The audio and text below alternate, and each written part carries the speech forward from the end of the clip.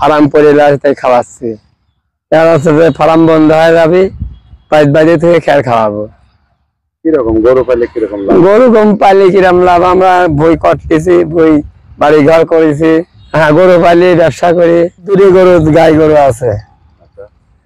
দুধ দূরে দিয়ে 300-400 এরকম হয় দুধ প্রতিদিন? হ্যাঁ, প্রতিদিন। আর বাছুর? বাছুর আড়ি বাছুর আছে, দুটি গরু দুটি বাছুর।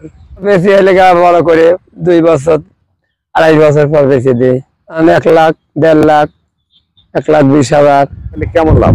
ভালো ভালো, আমরা গরু পালি, আমরা উঠে গেছি আর কি ইনশাল্লাহ। কি কি করা হয়েছে গরু পাইলে? গরু পাইলে বই কটলিছি, আবাদ করে খাইছি। আমি বাড়ি ঘর করতেছি, বিল্ডিং বাড়ি করতেছি। গরু পাইলে? হ্যাঁ, গরু পাইলি। 3টে গরু, 2টা ষাঁড় আর একটা হলে গাভী। ষাঁড়ের তে লাভবান আসে, কিন্তু লাভবান থাকলেও ষাঁড়ের টাকাটা একবারে পাওয়া যায়, আর গাভীর টাকাটা প্রতিদিন আসে। কিরকম? এই যে দুধ, এই যে আজকে গাভীটা খাওয়াচ্ছি, এখন এই গাভীটা বাসায় নিয়ে যাব, নিয়ে যাওয়ার পর দোয়াইলে 5 কেজি 4 কেজি 6 কেজি দুধ পাবো। এই দুধটা বাজারে বিক্রি করব, বা নিজের ছেলে মেয়ে খাবে, বাড়িতে রুগীপত্র যারাই থাকে তারা একটু তৃপ্তি হলে খাইতে পারে, এবং বাজারে আমার কুটি হাতে করে যেতে হয় না, এবং তার বাচ্চাটা আসলে দ্বিগুণ লাভে পরিণত হয়ে যায়। এই গরুটা আমি 1 লক্ষ টাকা দিয়ে কিনেছিলাম আজ 1 মাস আগে, 4 মাস আগে। এখন এই গরুটার মূল্য, শুধু এই গরুটার মূল্য 1.5 লক্ষ টাকা আসছে।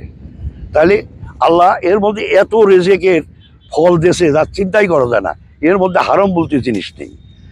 আর আমরা যা দুনিয়ায় উপার্জন করি, এটা খালি হারামের প্রশ্ন। একদিকে গরুর দুধ বিক্রি করা, অন্যদিকে গরুর বাছুর বড় হওয়া, একটা গরুর থেকে 5টা গরু হওয়া, এবং ছেলে হোক মেয়ে হোক, যা প্রত্যেকে 1-1টা দেওয়া যায়।